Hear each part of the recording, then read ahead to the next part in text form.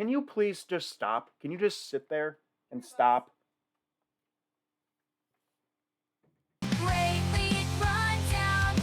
We break it down. Fantasy showdown in this town.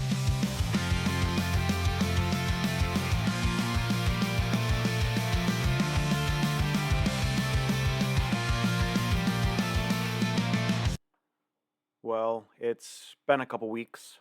Some ups, some downs. Mostly downs for me, and it's just kind of a little what's the word I'm trying to think of? It's a little demoralizing. Going through the rankings here. I mean, I'm at 5-5.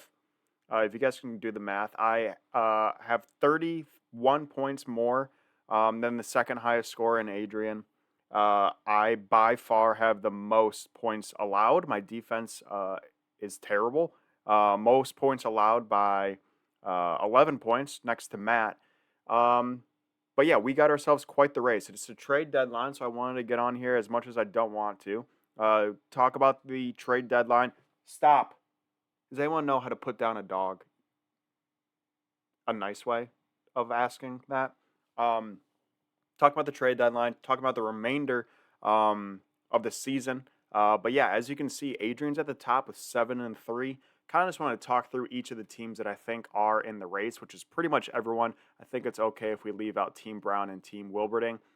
Team Brown has sold his soul. He has way too many draft picks. And then Nick has made one trade, and now he thinks he's open for trades. Oh my God. Can you stop moving? And no one on this team is good. So I think we can leave those two guys out. But besides that, we have three guys at 5-5, including myself. We have two guys at 6-4, then Adrian at the top. So I just want to go through Adrian's team here. I wish I could put it up on the screen for you guys, but I don't have my monitor, so I just have my laptop, and I can't like show my screen because it would just show the screen I'm looking at right now. But yeah, Lamar at quarterback, fantastic. Jameer Gibbs at running back, fantastic. Kenneth Walker, kind of hit and miss. And then here's really where it gets interesting for Adrian here. It's actually pretty amazing that he's doing this well with Tyreek Hill, who is not himself at all this year. But maybe he is on the up and up with Tua returning. He only had 13 yards the other day, and I had him to get 100 plus receiving yards. He had 13, but he did have a touchdown. But here's where it gets interesting. He has CeeDee Lamb with Cooper Rush. Dak's out for the year. CeeDee Lamb can't catch the ball in the sun. That's a major development there. He has Jake Ferguson as his tight end. Again, with Cooper Rush, but he does have Trey McBride, so that doesn't really matter. Josh Jacobs, don't know how he's scoring points. Joe Mixon has been the dark horse on your team. He's in my opinion, what's pushed you to the lead in our league at the 7-3 record. So interesting moving forward with Adrian here with CeeDee Lamb and Cooper Rush at quarterback. So might not be a huge. No, he's definitely a scary team, but that's not super scary talking about postseason here. Matt has kind of fallen off a little bit. Matt has lost 3 in a row. So he was near the top, probably at the top, at 6-1. Now is sitting at 6-4. Is he on the decline? He's still at number 2. Got Sam Darnold, which again, another one of those dark horses. He does have Baker as well, so it looks like he's just tag teaming the quarterbacks that no one wanted. He has Saquon, who's been obviously phenomenal. Brees Hall has been a letdown. Puka has played like 2 games this year. Drake London is kind of having an okay year. Hawk, he has back in the lineup. That will be interesting. Monty, death taxes, and David Montgomery touchdown. Brian Thomas, I guess, is your dark horse. Malik Neighbors as well. Shut up. But yeah, Matt's team, it just a lot of average guys. I'm not seeing really anyone that's standing out besides Saquon. And then again, Puka might come into light here. But maybe there is a reason he's lost 3 in a row. There's no one that just I'm like, wow. So that could be a potential reasoning for 3 straight losses. Team Johnny. No idea how you, young man, are sitting at 6-4. I hope the eye surgery is going well. I hope their recovery is going well. Congratulations on 50 points from Jamar.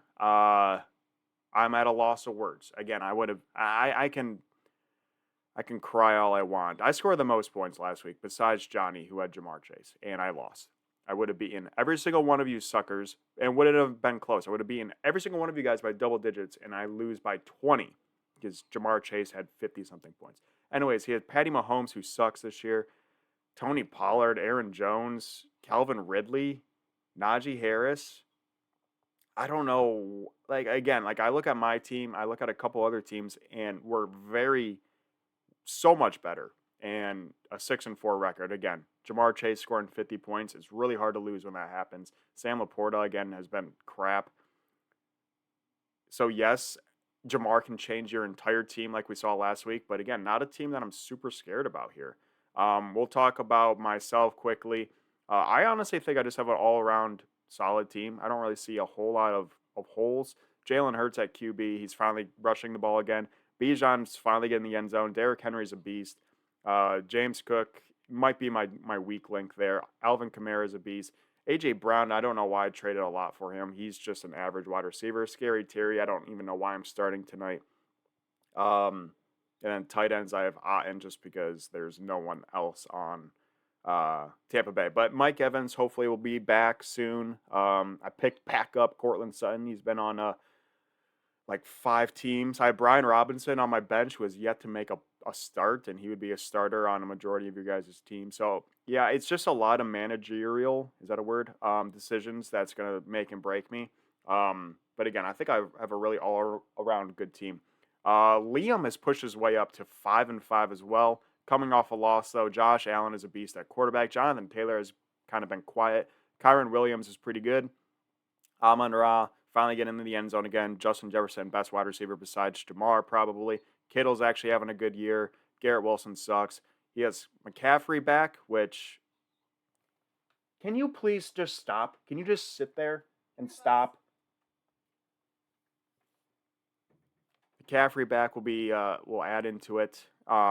James Conner, Stevenson. He's got a lot of running backs. A lot of running backs. Liam's a running back guy. He has Pacheco, who's on IR, who's coming back. That'll be interesting as well. So Liam has a plethora of running backs. Again, I don't know if that's a word. And then he has, honestly, in my opinion, Liam's is the scariest team that I'm seeing so far. And again, if Adrian had Dak with CD, I would have been a little bit better. But I think Liam's is the scariest team remaining, which we kind of thought preseason. Liam and Cam would be in the lead there. So yeah, Liam definitely worries me moving forward. I think his team is finding the groove at the right time. Turd Ferg, this young man's at 5-5 after shotgunning like 3 or 4 weeks. Again, not really sure how. Like he's one of those along with Johnny where I'm just wondering how you're getting wins. Um, Burrow, I guess he doesn't win games, but he does throw for 500 yards to Jamar Chase only. Swift has kind of fell off. J.K. Dobbins, I haven't heard a word from him. Cooper Cup's back. Devontae Adams sucks. Bowers, I do think is a great keeper. You have DK, Zay. I mean, again, just not a team I'm super scared about. Tank Dell, but Nico's back. Rashi Rice on IR. Jaden Reed, but Green Bay kind of has that San Fran problem or that Houston problem. There's too many options. Mark Andrews. Yeah, I mean, it's an okay team. It's not terrible, but again, it's just not. I don't know how we have the same record. And then we can talk about the 2 stinkers real quick. Team Brown, again, has sold this whole team. I'll just give you his draft picks real quick for next year. First round, second round, third round, fourth round, sixth round, seventh round, eighth round. But again, he had all the draft picks last year, and look how that turned out. So, but yeah, we really set Cam up for success. I'm not going to talk about his team because it's ass. And again, I'm not going to talk about Nick's team either because it's ass. Nick is starting Jacoby Myers, Lad McConkey, Javonte Williams, Eckler. Yep.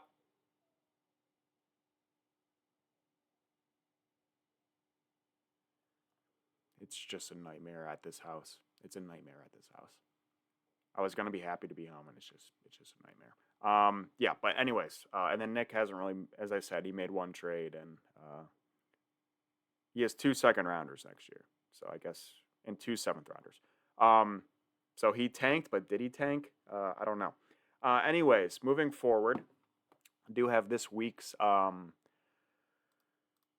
schedule. Sorry, this has been a little bit longer than usual. I'm kind of just on my usual yap fest. I am projected 20 points more than Alex. What else is new? Someone will probably go off on Alex's team, and I'll be the second highest scorer and still lose. Liam. See, this is why, like, Liam's a scary team here. Liam's projected 168 points. He's going to beat Nick by 100. Liam terrifies me. Adrian has been a very consistent scorer here, or Aiden, according to Matt. So again, his team moving forward, I just don't know how well it's going to be.